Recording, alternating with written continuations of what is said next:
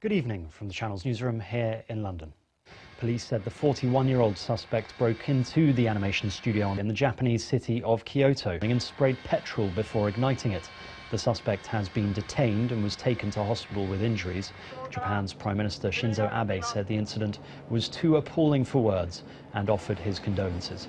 Eyewitnesses described a loud explosion followed by an inferno that rapidly engulfed the building. A delegation from the UN, along with health officials, have met in South Sudan. It's after the World Health Organization declared Congo's Ebola outbreak as an international health emergency yesterday.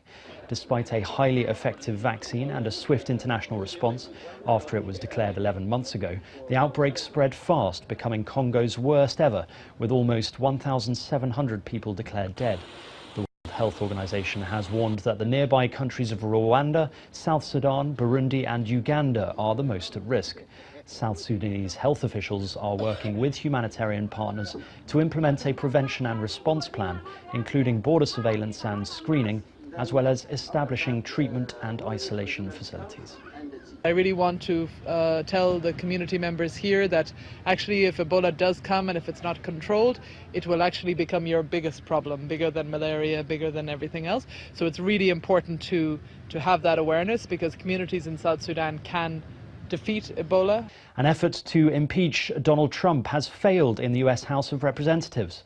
Texas Democrat Al Green filed the resolution after the House voted to denounce Mr. Trump's attacks aimed at 4 US congresswomen as racist. But the measure failed to win enough support, with his fellow Democrats voting overwhelmingly against. Mr. Trump said the ridiculous attempts to impeach him were now over. He told a rally in North Carolina that a similar situation shouldn't happen to any other future president. They want to try and impeach. It's a disgrace. It's a disgrace. So now we have that behind us. And I have to say this, and I'll say it just once. What happened to me with this witch hunt should never be allowed to happen to another president of the United States. Never, ever again. Turkish officials say 15 migrants have been killed in a road accident in eastern Turkey. Around 52 other people were also injured in the accident near the town of Ozalp, close to Turkey's border with Iran. The minibus carrying the migrants went off the road and rolled into a ditch in the southern province of Van. The area's governor said the migrants are believed to be from Afghanistan, Pakistan and Bangladesh. The wife of Bill Gates, Melinda, has urged G7 finance ministers and central bank governors to empower millions of women in Africa by investing in digital financial systems. Melinda joined the G7 meeting in Chantilly, north of Paris. It's after the group partnered with the Bill and Melinda Gates Foundation to promote inclusion of women in the digital financial sphere. France's Finance Minister Bruno Le Maire has called on his G7 counterparts to contribute to the estimated $225 million to help improve digital financial access across Africa, especially among women. British lawmakers have approved an amendment to make it more difficult for the new Prime Minister to force through a no-deal Brexit by suspending Parliament. The ayes to the right, 315. The noes to the left, 274.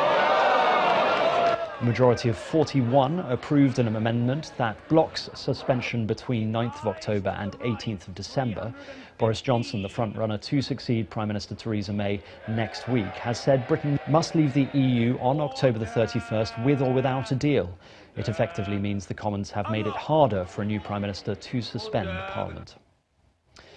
Prosecutors in the US state of Massachusetts have dropped a criminal investigation against Kevin Spacey.